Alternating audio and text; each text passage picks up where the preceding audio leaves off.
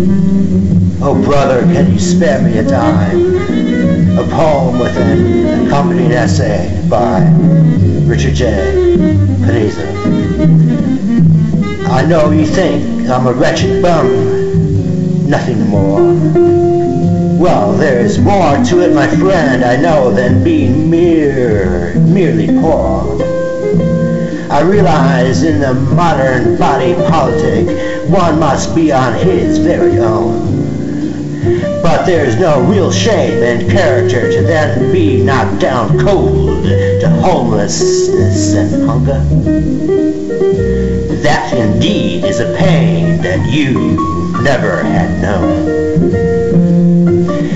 Hey you over there, can you hear me?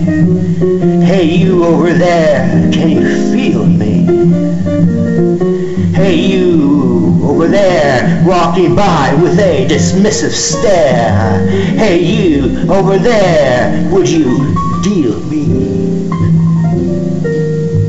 I have lost my job, my home, and even my family. For now destitute I really am. I try like hell to get back on my feet, my head up high, for I know that I'm a man. It's damn hard these days to find a good soul that can really dare to understand. It's only placation in politics.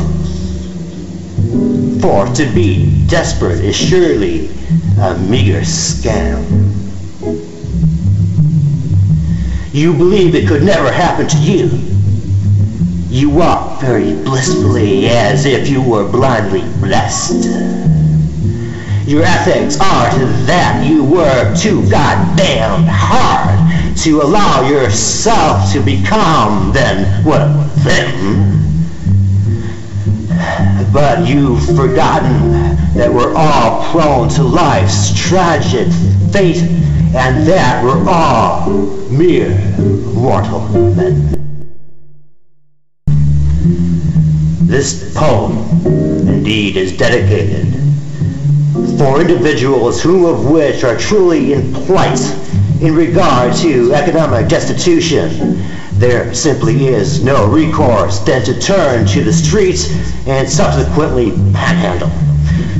For many of these persons, there is a clear and also unambiguous scam at hand. However, what is unfortunately no longer recognized in today's society is that poverty in and of itself is certainly a disease. The common belief is that one ought not give under any circumstances whatsoever, for that there are governmental and or private charities that can remedy these circumstances. However, that is essentially totally false. Those who are perceived as merely begging for money are predominantly African Americans. Individuals that must endure the inherited as well as horrid legacy of 500 years of slavery and then an additional near 100 years of the Jim Crow South. The result is a nation-wide hyper-segregation and blatantly racist treatment against all too much of the African American community today.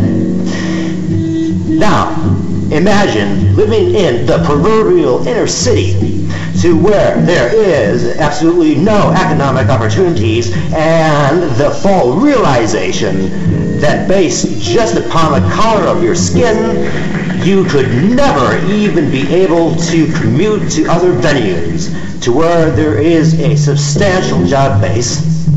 All of that combined with the severe, egregious demoralization of self-worth that can only be remedied through gangs, drugs, murder, and violence beyond reproach. This also includes the plight of the mentally ill.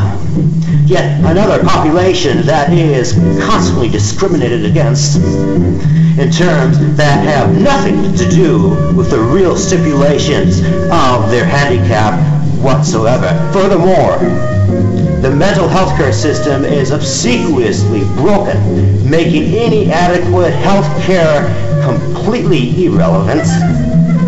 In addition, Social Security disability retains most handicapped individuals in absolute squalid poverty, regardless how much they may have paid in regard to FICA taxes throughout their previous lives.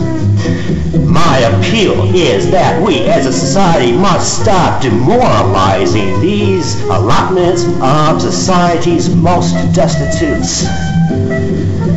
For indeed, what they must have to work for and somehow survive, both in terms of psycho and emotional aspects, is a never-ending occupation of a complete, utter hell that lasts 24 hours, 7 days a week, with no relent and with no place in any sense that can be called home.